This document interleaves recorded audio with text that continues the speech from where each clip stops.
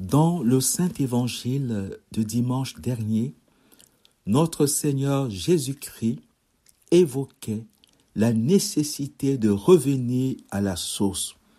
Voici ce que disait l'Évangile. S'approchant des pharisiens, demandait à Jésus, « Est-il permis à un homme de répudier sa femme ?» Alors Jésus leur dit, « C'est en raison de votre dureté de cœur, c'est-à-dire en raison de votre sclérocardie, pour parler comme Saint Jean-Paul II, qu'il a été écrit pour vous cette prescription. Mais dès l'origine de la création, ce n'était pas ainsi. Eh bien, ce que Dieu a uni dès l'origine de la création, que l'homme ne le sépare pas. » Question. Quel est le point de départ de notre relation avec Dieu? Quand nous parlons de Dieu, d'où partons-nous? Quel est le point de départ? Et cette origine dont parle Jésus, nous l'avons vu, est triple. Ça peut être la loi, ça peut être la grâce, ça peut être l'alliance. Si l'origine est la loi, alors nous devenons des serviteurs, nous demeurons des serviteurs, car la loi fait de l'Évangile, de toute la Bible, un code moral. Or, Jésus dit, « Vous n'êtes plus mes serviteurs, vous êtes mes amis. » Vous êtes mes amis, autrement dit, vous êtes mes alliés. Donc le deuxième point de départ possible, c'est l'alliance. Et le sommet de l'alliance, c'est le mystère de l'Eucharistie, dans lequel nous célébrons, à travers le mystère de l'Eucharistie, nous célébrons le sacrement de l'alliance nouvelle et éternelle. Et le but de l'alliance, ce n'est pas de faire de nous des serviteurs, car la loi est nécessaire du point de vue humain. La loi nous humanise. Mais l'alliance fait de nous des épousés de Dieu. La loi nous humanise. L'alliance nous divinise. Car l'alliance nous donne de contempler ce que Dieu fait pour nous, de contempler la grâce dans sa source. Le mystère de l'Eucharistie nous révèle donc que le point de départ par excellence est le mystère de la grâce. La loi est venue par Moïse, la grâce et la vérité sont venues par Jésus-Christ. Quel est l'apport spécifique de Jésus à l'humanité? C'est le mystère de la grâce. Or, c'est ce que nous enseigne donc l'évangile de ce 28e dimanche du temps ordinaire de l'année B. Ce que notre Seigneur Jésus-Christ a apporté à l'humanité, c'est le mystère de la grâce à travers les deux sacerdoces. Le sacerdoce ministériel et le sacerdoce royal. Car de sa plénitude, nous avons tous reçu grâce après grâce. Il y a une très belle traduction qui dit que de sa plénitude, nous avons reçu des grâces qui nous préparent à recevoir d'autres grâces. Alors, parcourons le Saint-Évangile de ce dimanche pour contempler la vérité, pour remonter à la source de tout qui est la plénitude de la grâce. C'est bien ce que l'ange annonce à Marie. Alors, Évangile de Jésus-Christ. Alors, nous commençons tout de suite et nous allons voir combien cet évangile est beau, combien notre Seigneur Jésus-Christ est venu pour nous faire anticiper la vision béatifique. Mais pour entrer là-dedans, une fois de plus, il faut se souvenir de ce que dit le pape Benoît XVI dans sa trilogie Jésus de Nazareth. Qu'est-ce que Jésus a apporté au monde? Qu'est-ce que Jésus a apporté aux religions? Qu'est-ce que Jésus a apporté à la philosophie? Qu'est-ce que Jésus a apporté à la science? Qu'est-ce que Jésus a apporté aux athées? Car il est le Verbe qui éclaire tout homme. Et il faut également se souvenir pour saisir, pour contempler la beauté spéciale, splendide de l'apport spécifique de Jésus à toute l'humanité. Il y a cette question de saint Thomas d'Aquin qui ouvre la somme théologique. Une autre doctrine était-elle nécessaire en plus des doctrines philosophiques? Car rappelle le Concile Vatican I, car sans la foi, l'homme est capax Dei, il est capable de remonter jusqu'à la contemplation de l'être premier que les traditions religieuses appellent le Dieu créateur. Et l'Église a appelé cela les preambula fidei, qui sont au nombre de trois. Les trois vérités que l'intelligence peut saisir sans la foi, à savoir l'existence de Dieu, la création du monde, l'immortalité de l'âme. Revenons donc à notre Saint Évangile, l'Évangile étant le musée de la beauté de Dieu. Et le guide par excellence de ce musée, c'est bien la Vierge Marie. Pourquoi ? C'est elle qui a dit à l'ange qu'il me soit fait selon ta parole. Et l'ange l'a proclamé plénitude de la grâce. Marie n'est pas seulement pleine de grâce, car elle n'est pas une mesure pleine, mais elle est une plénitude sans mesure. Avec elle, lisons l'Évangile. Jésus se mettait en route quand un homme accourut et s'agenouillant devant lui, il l'interrogeait. S'agenouillant devant lui, c'est la loi qui vient faire allégeance à la grâce pour nous entraîner dans la conversion qui consiste à passer de la loi à la grâce. Saint Paul nous l'a proclamé, nous l'a enseigné. La fin de la loi, c'est le Christ. Il vient se mettre à genoux pour nous faire passer de la loi, c'est-à-dire de la nécessité, à la grâce, c'est-à-dire à la gratuité. Il va nous faire passer donc de la loi, du lien de nécessité. Le lien de nécessité, par excellence, c'est le lien entre la cause et les faits.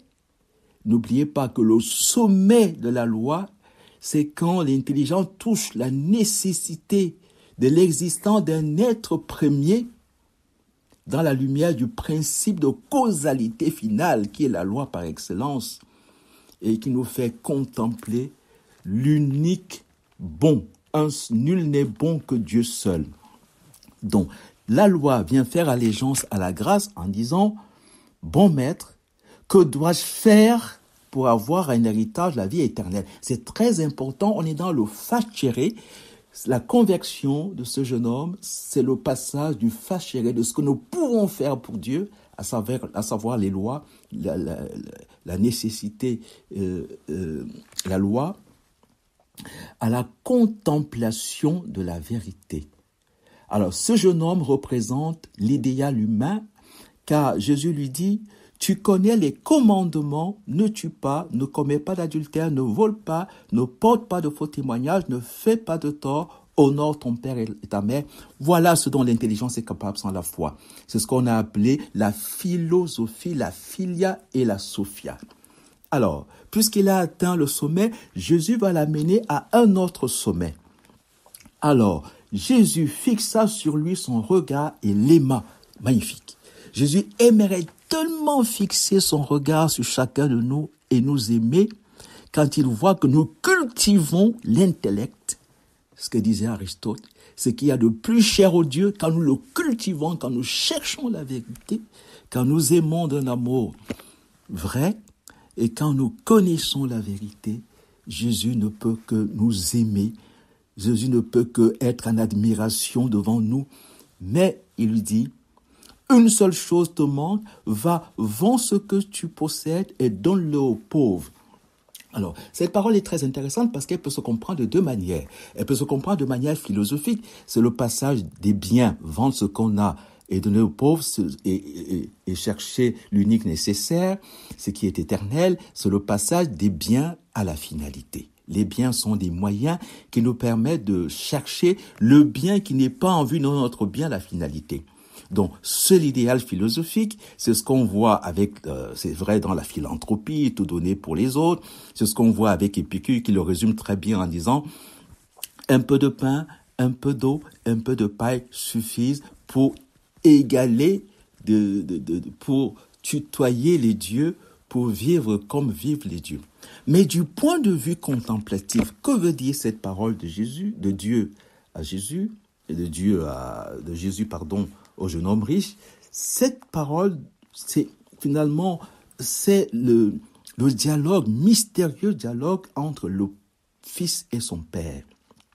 Le Fils demande au Père, « Père, toi qui es le seul être qui est bon parce que tu es Père et ta bonté consiste à donner sans mesure ce que tu es, que dois-je faire pour avoir la vie éternelle, Père ?»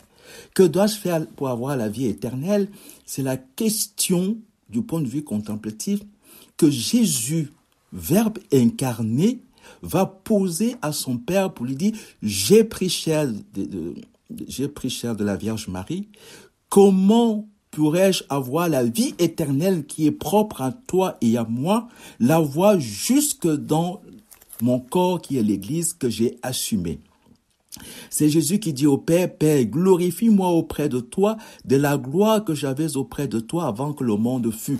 Car, dit Jésus lui-même, là où je suis, là aussi sera mon serviteur. » Donc, c'est Jésus qui pose, du point de vue contemplatif, c'est Jésus qui pose cette question à son Père pour nous, pour que nous puissions partager la vie que le Christ a avant la création du monde avec son Père. Et il nous signale donc en passant qu'un seul est bon, celui qui est bon, et Jésus nous révèle donc que le Père, Dieu est Père. Une seule chose te manque, va, vends ce que tu as, dit le Père à Jésus, va, vends ce que tu as, donne-le aux pauvres. Et qu'est-ce que Jésus a fait? Jésus a donné ce qu'il avait, son corps et son sang, il a institué le mystère de l'Eucharistie. Jésus, qui avait reçu de Dieu sa mère Marie, va nous dire « Voici ta mère ». Jésus, qui a reçu l'Esprit en plénitude de son Père, va nous dire « Recevez l'Esprit Saint ». Il va donner à Pierre l'Église, il va nous donner les sacrements, il va nous donner tout ce qu'il a reçu de son Père, il va nous le donner. Et comme on disait il y a 2 semaines, il va préférer entrer au ciel avec des stigmates pour que nous puissions avoir la vie éternelle, pour que nous puissions avoir la vie qu'il avait auprès de son Père avant que le monde fût. Père, que dois-je faire de bon pour avoir la vie éternelle jusque dans mes membres qui sont mes frères, des mortels?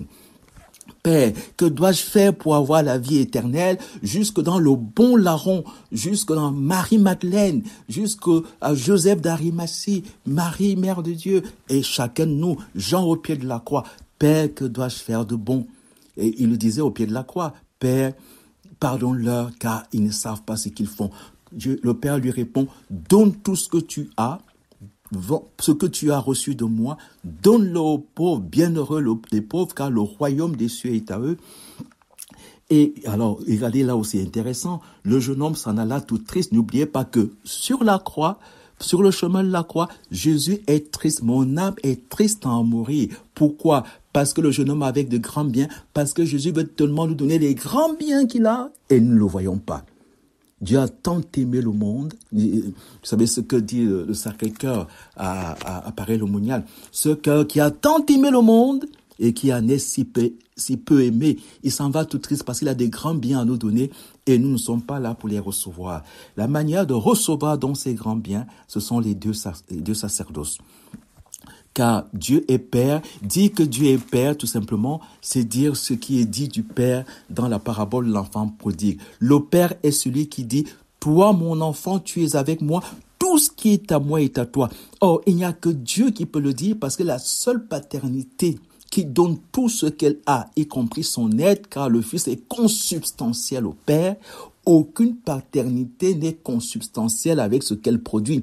Ni la paternité artistique, l'œuvre d'art n'est pas l'artiste, ni la paternité biologique, le fils, le petit qui naît de sa mère et de ses parents, n'est pas ses parents. Le père et le fils, du point de vue humain, sont 2 hommes et 2 personnes. Mais le père, du point de vue divin, car il donne tout ce qu'il a, le Père et le Fils sont un. Le Père et le Fils sont consubstantiels. Dieu seul est bon parce que Dieu seul est Père et il est le seul Père qui peut dire à son Fils, tout ce qui est à moi est à toi. Parce que il est la bonté même. Et cela va donc se manifester pour nous à travers le sacerdoce ministériel qui fait que l'homme devient père avec l'unique Père. Quand Jésus dit ne donner à personne sur terre le nom de Père en disant Dieu seul peut le faire. Dieu seul peut faire qu'un homme, un mortel, devienne capable d'engendrer à l'autel le divin. d'engendrer au confessionnal le divin, le sacerdoce royal, le ministériel, c'est le sacerdoce du Christ, c'est lui seul qui est véritablement prêtre et qui nous donne de participer à son sacerdoce. Vous ferez cela en mémoire de moi. Et ce sacerdoce consiste à ce que l'humain engendre le divin. Et la deuxième modalité de ce don qui est le Père qui est ce Dieu qui est Père et qui dit ce qui est à moi est à toi, c'est le sacerdoce royal des fidèles, qui est le sacerdoce de nous tous, de l'homme en tant que réceptacle de Dieu. Le sacerdoce royal, ministériel, c'est le sacerdoce de Dieu en tant qu'il se donne, tout ce qui est à moi est à toi. Dieu le dit, le Père le dit au Fils dans la Trinité, et le Père et le Fils le disent à l'homme. Le Père, le Fils et le Saint-Esprit le disent à l'homme. C'est bien que nous sommes Père avec le Père, Fils avec le Fils, Esprit avec l'Esprit. Et le sacerdoce royal, Dieu dit à Marie, tout ce qui est à moi est à toi. Je suis Père et avec moi tu seras mère du Fils unique. Extraordinaire. Dieu est Père et Dieu est Père parce qu'il est le seul à pouvoir dire tout ce qui est à moi est à toi et tout ce qui est à lui, y compris le fait qu'il est Dieu, fait que Dieu, Jésus est Dieu, né de Dieu, lumière, né de la lumière, vrai Dieu, né du vrai Dieu, engendré, non pas créé, consubstantiel au Père et nous fait entrer dans cette communion trinitaire, dans cette danse trinitaire. C'est extraordinaire.